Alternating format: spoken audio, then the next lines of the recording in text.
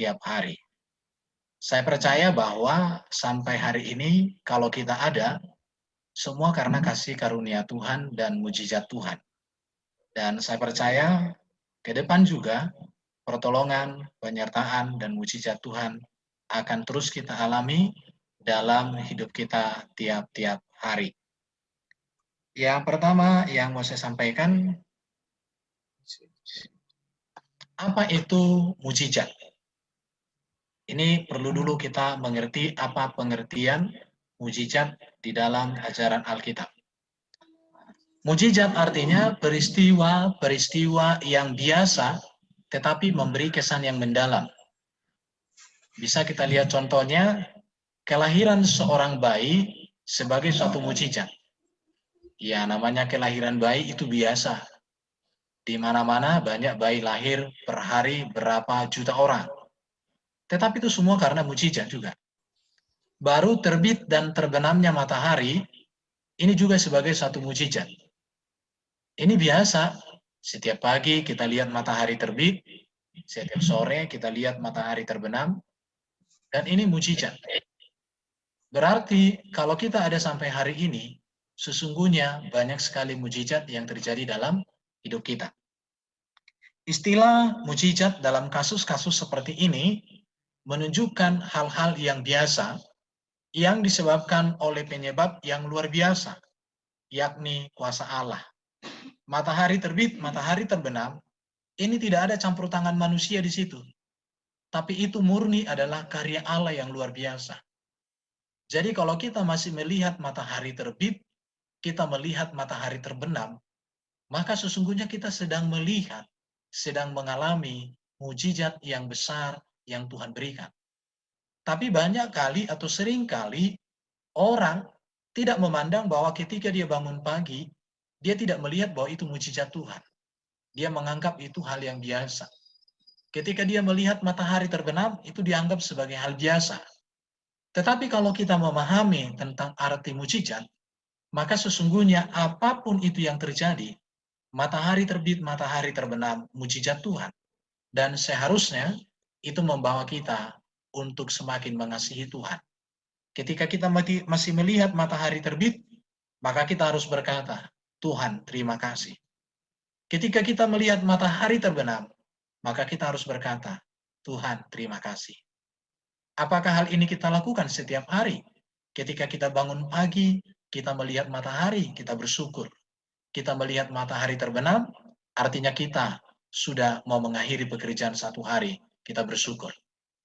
Tindakan Allah yang melampaui hukum alam atau adanya intervensi supra-alami ke dalam hukum-hukum alam dan tidak ada penjelasan ilmiah mengenai peristiwa-peristiwa itu, semuanya mengkonfirmasikan kekuasaan daripada Tuhan. Matahari terbit, matahari terbenam, tidak ada yang bisa menjelaskan secara sains. Puji nama Tuhan. Jadi, di dalam Alkitab juga seperti mujizat, Yesus mengubah air menjadi anggur. Sampai hari ini tidak ada orang yang bisa mengerti, menjelaskan ini secara kimia.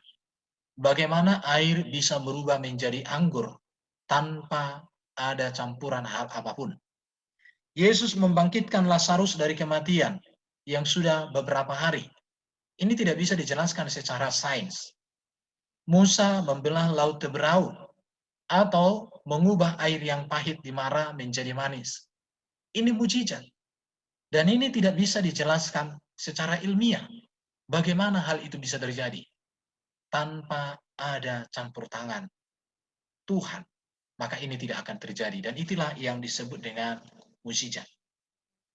Jadi mujizat adalah suatu aktivitas Allah yang kurang lazim, tidak umum, di mana ia membangkitkan rasa terpesona dan ketakjuban manusia dan memberikan kesaksian tentang dirinya sendiri. Artinya bahwa mujizat itu adalah perbuatan Allah. Dan apa yang dilakukan oleh Tuhan ini untuk membuat kita takjub kepadanya, untuk kita terpesona kepadanya. Dan mujizat itu membuat kita semakin mengenal Tuhan. Tadi di awal saya katakan matahari terbit, matahari terbenam itu mujizat. Artinya ketika kita melihat matahari terbit, maka kita harus takjub. kita harus terpesona, dan kita harus semakin mencintai Tuhan, mengasihi Tuhan. Demikian juga ketika matahari terbenam, maka kita harus melakukan hal yang sama. Itu pengertian daripada mujizat. Sekarang saya akan tunjukkan beberapa mujizat di dalam Alkitab. Sepanjang sejarah umat manusia, Allah telah mengungkapkan kuasa dan hadiratnya melalui atau di dalam mujizat-mujizat yang terjadi. Di dalam Alkitab ada begitu banyak catatan, fakta dalam sejarah manusia tentang berbagai mujizat, mulai kitab Kejadian sampai dengan kitab Wahyu. Namun, yang harus kita tahu adalah mujizat terbesar yang diceritakan, yang diberitakan, yang diajarkan di dalam Alkitab adalah kehadiran sang karya keselamatan atau kehadiran dan seluruh karya daripada Yesus Kristus itu sendiri. Ini mujizat terbesar.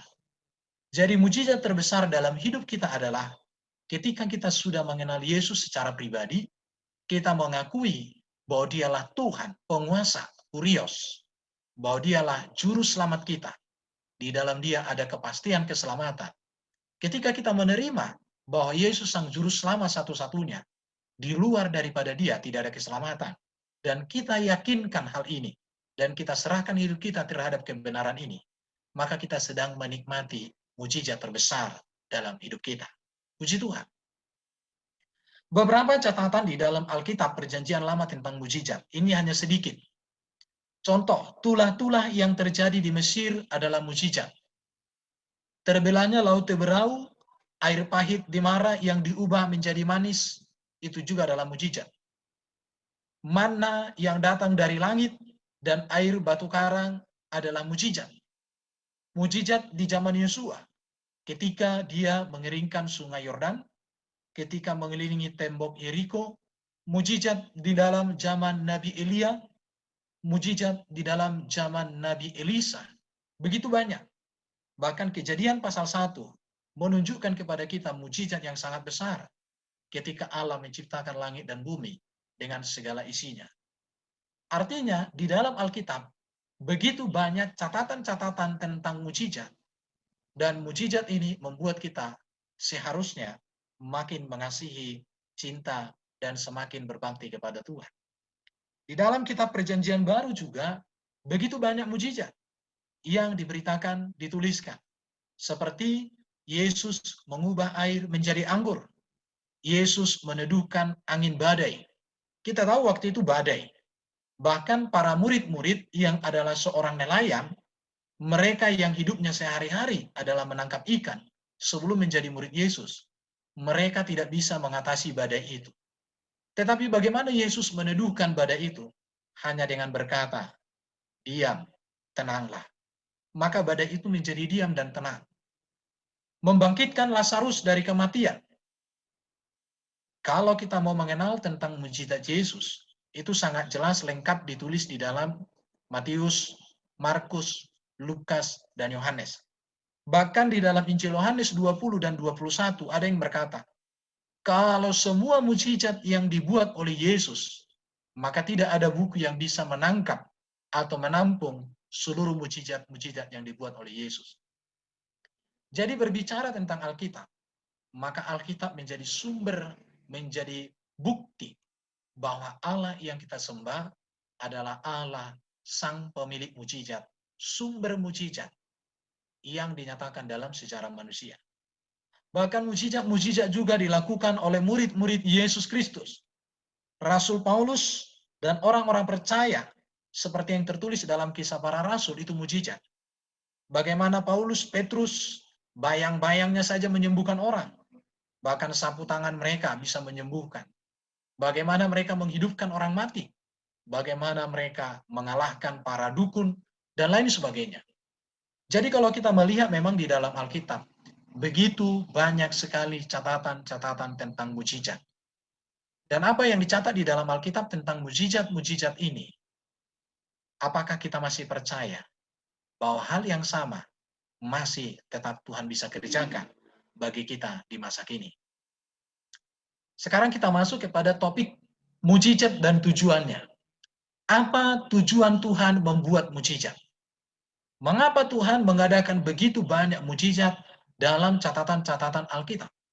Ini yang harus kita tahu. Yang pertama, tujuan mujizat diadakan oleh Tuhan adalah untuk menyatakan kehendak, menyatakan kedaulatan, menyatakan kekuasaan, dan menyatakan kemuliaan Allah.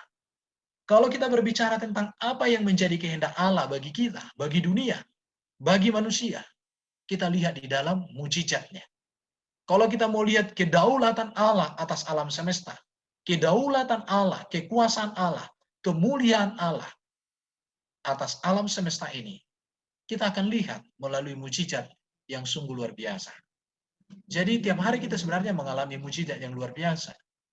Yang kedua, tujuan Tuhan membuat mujizat itu adalah menuntun manusia agar berpaling dari berhala kepada Allah. Ada banyak orang dimenangkan melalui mujizat, karena ketika mereka menyembah berhala, mereka tidak mengalami yang namanya hal-hal yang luar biasa. Tetapi Tuhan membuat mujizat supaya mereka meninggalkan berhala-berhala itu. Di situ. Jadi Tuhan membuat mujizat bukan supaya kita terpana kepada mujizat itu, tetapi Tuhan membuat mujizat supaya kita mengenal dirinya, pribadinya, yang adalah sang pembuat dan sumber mujizat itu sendiri. Yang ketiga, mujizat diadakan oleh Tuhan adalah untuk menguatkan, meyakinkan, dan keyakinan dan kepercayaan orang-orang percaya kepada Allah. Banyak sekali mujizat seperti Gideon. Dia minta, kalau Tuhan mau memakai aku, biarlah bulu domba ini menjadi kering, tapi di sekitarnya basah. Sebaliknya, besoknya diminta, bulu domba ini basah, di sekitarnya kering. Membuat keyakinan, menguatkan keyakinan, menguatkan kepercayaan setiap orang percaya. Artinya begini, kita sebagai orang Kristen, dalam menjalani hidup ini, kita boleh meminta mujizat kepada Tuhan. Dan Tuhan akan menyatakan mujizat itu, supaya kita semakin kuat kepercayaan kita kepadanya. Di situ. Ya, kita dalam pelayanan ini begitu banyak mujizat yang Tuhan kerjakan. Ya, puji Tuhan. Baru tujuan Tuhan membuat mujizat itu juga adalah memberkati, menyatakan belas kasihan, dan kepedulian Allah kepada manusia. Di dalam Alkitab ada seorang wanita yang sakit pendarahan 12 tahun. Ada seorang yang sakit 36-8 tahun. Ada orang yang sudah mengalami penyakit kusta dan lain sebagainya, yang kerasukan setan. Yesus mengasihi mereka. Yesus mencintai mereka. Dan Yesus menyatakan belas kasihan kepada mereka.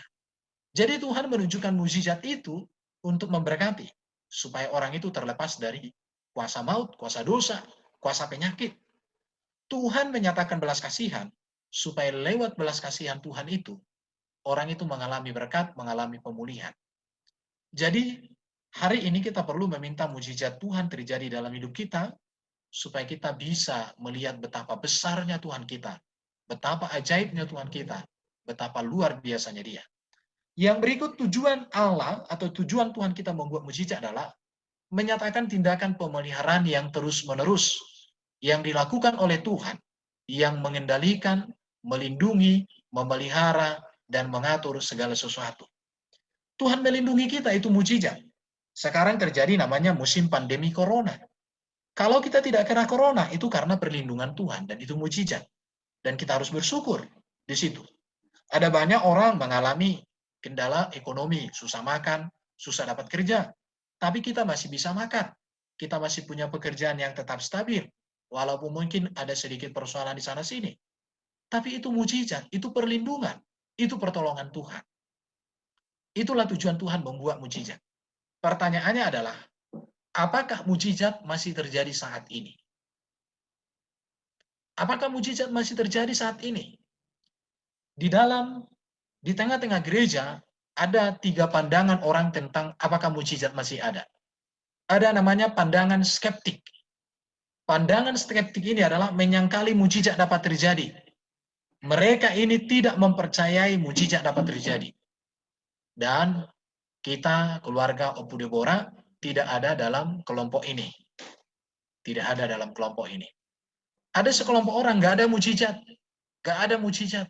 Disangkali mujizat, skeptik namanya. Yang berikut ada pandangan namanya sensasionis. Mereka ini mengatakan mujizat sebenarnya terjadi di Alkitab. Tetapi Allah telah berhenti melakukan mujizat pada saat pewahyuannya selesai dalam firman Tuhan. Mujizat hanya berlaku bagi orang-orang yang hidup di zaman Alkitab ditulis. Kalau yang tadi menolak mujizat, enggak ada mujizat. Semua hidup normal-normal saja. Yaitu terjadi begitu saja. Ada juga orang yang sensasionis. Artinya mujizat itu hanya ada di zaman Alkitab, sekarang enggak ada lagi. Kalau sakit, cukup ke dokter aja. Enggak perlu berdoa. Di situ. Tapi ini pandangan yang tidak percaya kepada Tuhan. Dan ini pandangan yang tidak pernah mengalami perjumpaan dengan Tuhan. Tetapi pandangan yang kontinuasionis, ini yang disebut ketiga ini adalah mujizat terjadi pada zaman Alkitab, tetapi juga masih terjadi sampai sekarang. Inilah pandangan yang paling konsisten dengan Alkitab. Jadi, kepada kita, keluarga Opu Deborah, pertanyaannya, apakah mujizat masih terjadi saat ini? Saya katakan, mujizat terjadi memang dalam zaman Alkitab, tetapi masih juga terjadi sampai sekarang. Pengalaman kami di tempat ini, ada orang penyakit kelenjar, kita doakan, sekarang sudah sembuh, sudah kerja, itu mujizat Tuhan. Ada pernah seorang ibu di sini sakit, asam urat, ketika kita doakan, katanya kakinya langsung ringan. Sampai sekarang, mbah itu sudah sehat. Mujizat terjadi, mujizat ada. Dan itu terjadi di zaman Alkitab, dan itu juga terjadi di zaman sekarang. Kalau ada orang mengatakan mujizat tidak ada lagi, berarti dia tidak percaya kepada Tuhan. Kalau ada orang mengatakan mujizat hanya terjadi di zaman Alkitab, tidak lagi sekarang, sama saja. Dia tidak percaya kepada Tuhan, tidak percaya kepada janji Tuhan. Tetapi pandangan yang benar, ajaran yang benar dari Alkitab yang ditekankan oleh para rasul, oleh Tuhan Yesus adalah mujizat terjadi di zaman Alkitab dan juga masih terjadi sampai sekarang.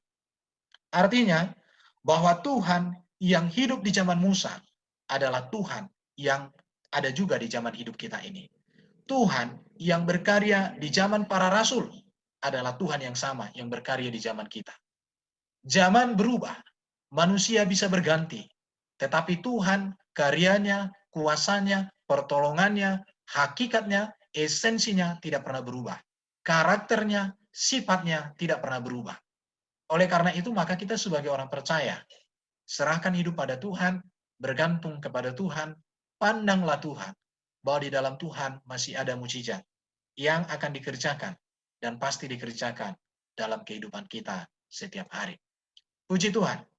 Bagaimana mujizat itu terjadi dalam hidup kita? Ini menjadi pertanyaannya. Bagaimana terjadi mujizat dalam hidup kita? Ini yang harus kita mengerti.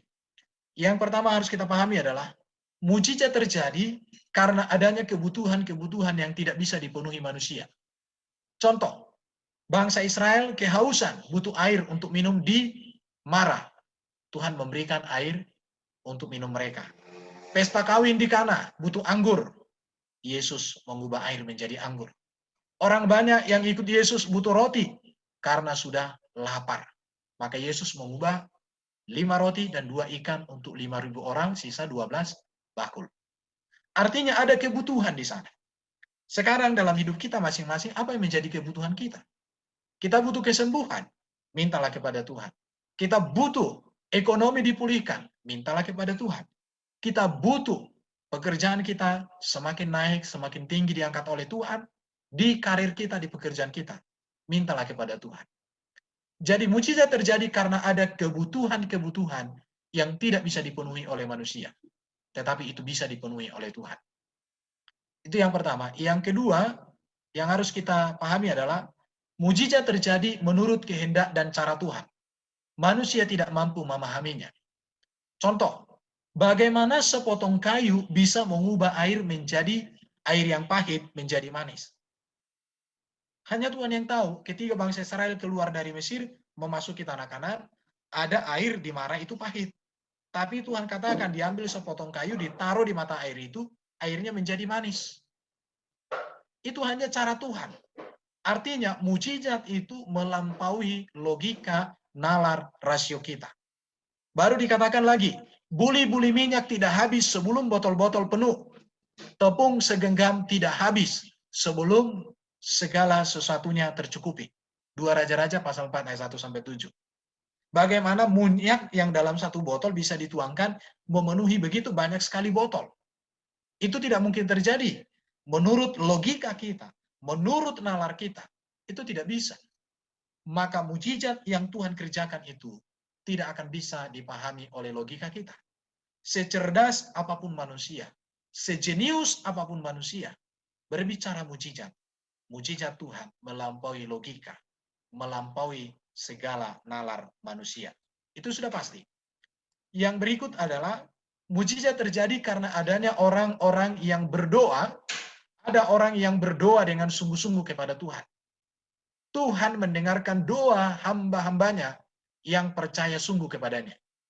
Kalau yang pertama tadi mujizat terjadi karena adanya kebutuhan, yang ketiga mujizat terjadi menurut kehendak dan cara Tuhan, yang ketiga mujizat terjadi karena ada orang yang berdoa dengan sungguh-sungguh kepada Tuhan.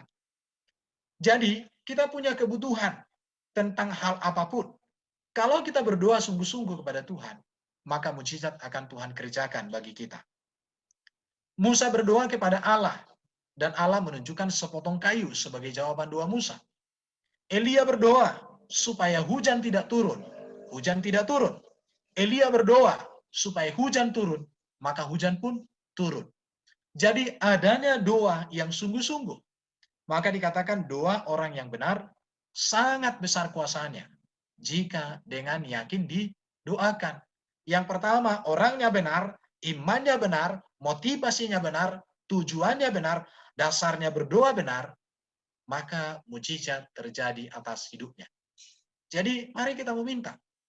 Yang keempat, mujizat terjadi karena ada orang yang percaya kepada kuasa Tuhan, yaitu pribadinya membangun hubungan pribadi yang berkualitas. Kita melihat contoh di dalam Alkitab, Daniel, Sadrak, Mesak, dan Abednego. Bagaimana ketika mereka dimasukkan ke perapian yang menyala-nyala, Daniel dimasukkan ke lubang singa, ke gua singa. Di sini kita melihat bahwa mujizat terjadi karena ada orang yang percaya kepada kuasa Tuhan. Bahkan mereka katakan, sekalipun Tuhan yang kusembah tidak sanggup melepaskan aku dari perapian yang menyala-nyala itu, aku tidak akan mau menyembah patung. Ini berbicara tentang mujizat terjadi karena pribadi-pribadi itu memiliki iman yang berkualitas, memiliki relasi yang dekat dengan Tuhan, memiliki relasi yang intim dengan Tuhan. Artinya begini, kalau kita rindu mengalami mujizat dalam hidup kita, maka kita harus memperbaiki hubungan kita dengan Tuhan, memperbaiki intensitas persekutuan kita, kontinuitas atau waktu-waktu kita. Bagaimana keintiman kita dengan Tuhan, bagaimana persekutuan kita dengan Tuhan. Di situ, kalau kita butuh mujizat, tapi kita tidak membangun hubungan dengan Tuhan, dengan baik, dengan benar, mujizat tidak akan terjadi. Karena mujizat diberikan oleh Tuhan kepada orang-orang yang memiliki kedekatan, yang memiliki hubungan yang intim dengan Tuhan. Jadi kalau kita ingin mengalami mujizat Tuhan, maka kita tidak boleh melepaskan diri kita yang namanya dari persekutuan. Makanya ada lagu sekolah minggu, baca kitab suci, doa tiap hari, kalau mau tumbuh. Malam hari ini kita rubah sedikit kata-katanya. Baca kitab suci, doa tiap hari, kalau mau mendapatkan mujizat. Amin. Di situ. Kalau kita ingin mendapatkan mujizat, maka baca Alkitab, bangun komunikasi dengan Tuhan, memiliki persekutuan yang sungguh dengan Tuhan, maka mujizat terjadi dalam hidup kita. Yang kelima, tidak ada mujizat tanpa ketaatan dari orang yang membutuhkannya. Artinya taat kepada Tuhan. Taat itu artinya tidak ada alasan, titik. Orang yang taat itu tidak bisa berdalil. Beginilah, beginilah, beginilah, tidak. Orang yang taat itu adalah orang yang tidak ada alasan, titik. Jadi tidak ada mujizat tanpa ketaatan dari orang yang membutuhkan. Ketika Allah berfirman, Musa segera menaatinya, maka terjadilah mujizat. Bandingkan dengan kasus kesembuhan Naaman dari kusta karena mau melakukan perintah dari Nabi Elisa. Dikatakan, pergilah, mandi, di sana, di kolam. Datang Naaman, masa aku mandi di tempat kami masih ada lebih bagus air dari sungai Yordan. Tapi karena Naaman itu taat kepada perkataan Tuhan, kepada firman Tuhan, maka terjadi mujizat di sana. Jadi tidak ada mujizat tanpa ketaatan dari orang yang membutuhkannya. Artinya kita taat kepada peraturan, kita taat kepada arahan Tuhan, kita taat kepada apa yang Tuhan sedang bicarakan. Jadi itulah mujizat akan terjadi dalam hidup kita kalau 5 hal ini kita praktekkan dalam diri kita tiap-tiap hari. Apakah mujizat semua dari Tuhan? Ini perlu kita renungkan ya. Saya mau katakan, dalam Matius pasal 7 ayat 22-23 dikatakan, pada hari-hari terakhir, banyak orang akan berseru kepadaku, Tuhan, Tuhan, bukankah kami bernubuat demi namamu, mengusir setan demi namamu, dan mengadakan banyak mujizat demi namamu juga. Pada waktu itulah aku akan berterus terang kepada mereka dan berkata, aku tidak pernah mengenal kamu, enyahlah daripadaku, kamu sekalian pembuat kejahatan. Kemudian Firaun pun memanggil orang-orang berilmu dan ahli-ahli sihir, dan mereka pun, ahli-ahli Mesir itu, membuat yang demikian juga dengan ilmu mantra mereka. Tetapi para ahli Mesir membuat yang demikian juga dengan ilmu-ilmu mantra mereka. Sehingga hati Firaun berkeras dan ia tidak mau mendengarkan mereka keduanya seperti yang telah difirmankan Tuhan. Kita baca lagi, dikatakan, kenyataannya bahwa ada mujizat-mujizat palsu atau tiruan dari setan. Bukan berarti kita menolak semua mujizat yang terjadi atau menganggapnya semua mujizat adalah palsu.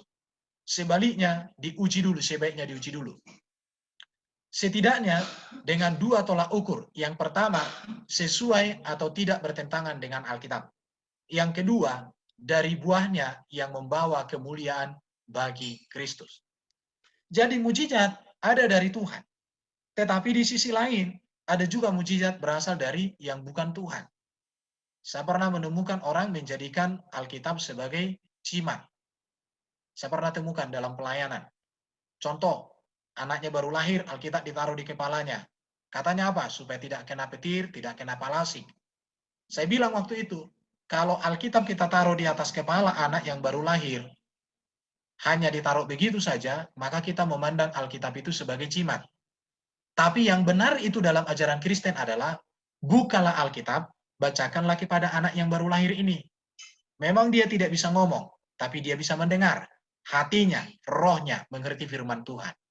Jadi jangan ditaruh saja Alkitabnya, tapi dibuka Alkitabnya, dibaca. Dibaca cerita di dalam Alkitab itu kepada anak itu. Itu yang benar. Bahkan ada orang membawa Alkitab, ditaruh di kantongnya. Katanya supaya nanti dilindungi oleh Tuhan. Tapi sayangnya Alkitab itu tidak pernah dibaca. Saya pernah temukan orang seperti itu. Selalu dibawa ada Alkitab kecil.